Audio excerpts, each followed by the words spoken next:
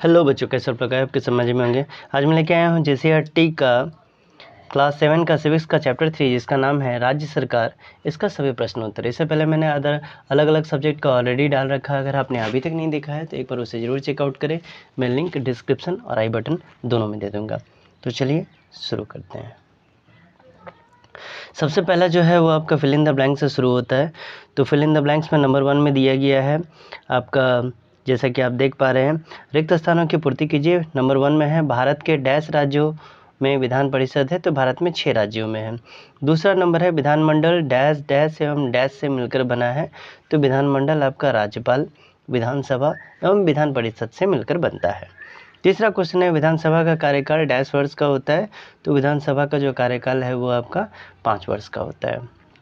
चौथा क्वेश्चन है झारखंड में एक डैश विधानमंडल है, तो झारखंड में एक सदनीय विधानमंडल जो है वो चलन में है। चलिए इसके बाद हम लोग क्वेश्चन आंसर में आते हैं। क्वेश्चन आंसर को इसको हम लोग थोड़ा और जूम कर लेते हैं ताकि आपको और अच्छी तरीके से दिख पाए। 2 नंबर में निम्नलिखित प्रश्नों को उत्तर दीजिए। पहला क्वेश्चन है गठबंधन सरकार से आप क्या समझते हैं, तो देखते हैं क्या है।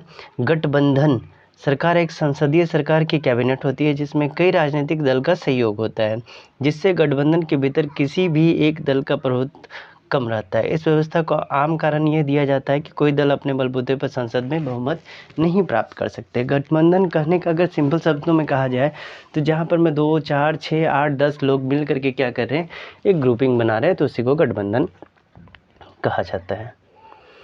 दूसरा नंबर क्वेश्चन है मंत्रिपरिषद सामूहिक रूप से किसके प्रति उत्तरदायी होता है, तो मंत्रिपरिषद सामूहिक रूप से लोकसभा के प्रति उत्तरदायी होता है।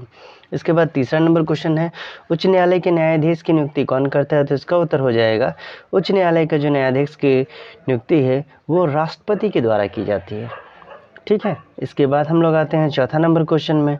विधानसभा का सदस्य होने के लिए क्या अर्थ है, यानी विधानसभा का सदस्य बनने के लिए आपको क्या क्या चाहिए, तो इसका उत्तर हो जाएगा कोई भी व्यक्ति विधानसभा के सदस्य हो सकता है बरसाते, यानी बशर्ते, इसको लिखना था बरसाते हो गया।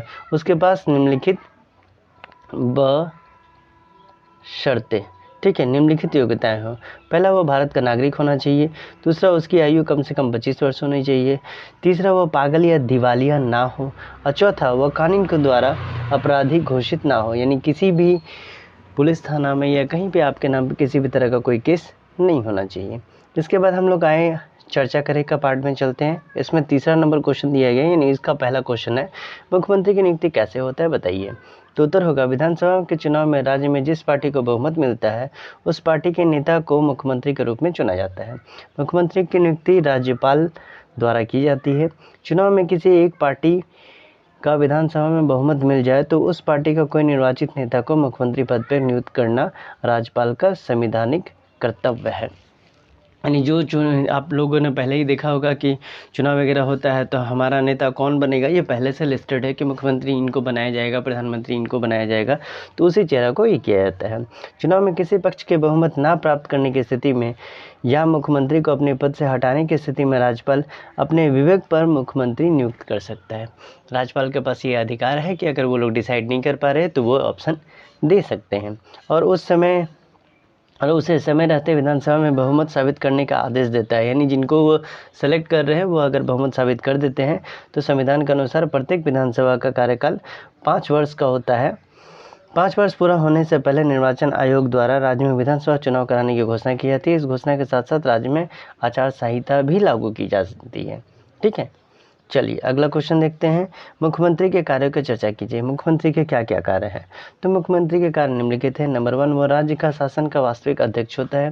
मंत्री का चयन करने, उनके विभागों का वितरण, राज्य लोक सेवा आयोग के अध्यक्ष एवं अन्य सदस्य, राज्य महाधिवक्ता एवं अन्य महत्वपूर्ण अधिकारियों की नियुक्ति राज्यपाल उसी का परामर्श से करता है, मतलब हेल्प लेना जरूरी है। दूसरा, मुख्यमंत्री मंत्रिपरिषद की बैठक की अध्यक्षता भी करता है। तीसरा, मंत्रिपरिषद के निर्णय को मुख्यमंत्री राज्यपाल तक पहुंचाता है। चौथा, वो राज्यपाल को विधानसभा में भंग करने की सलाह भी देता है। ठीक है, चलिए अगला क्वेश्चन, उच्च न्यायालय के कार्यों की व्याख्या कीजिए। ये आपका 5 नंबर क्वेश्चन है।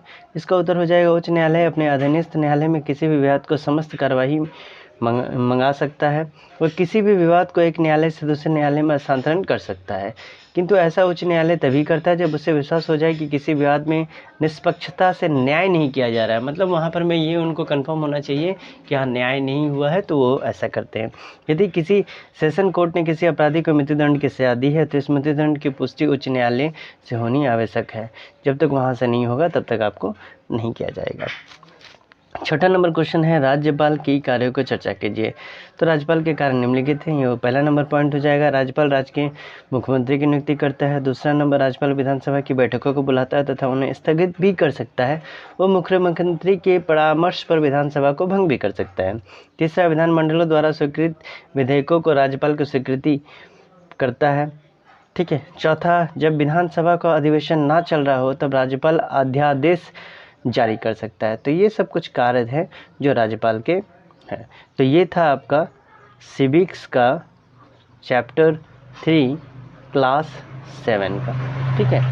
अगर वीडियो पे नए हैं तो लाइक से सब्सक्राइब करके नोटिफिकेशन बेल को हिट करना ना भूलें। मिलते हैं अगले वीडियो में, तब तक के लिए bye bye and take care.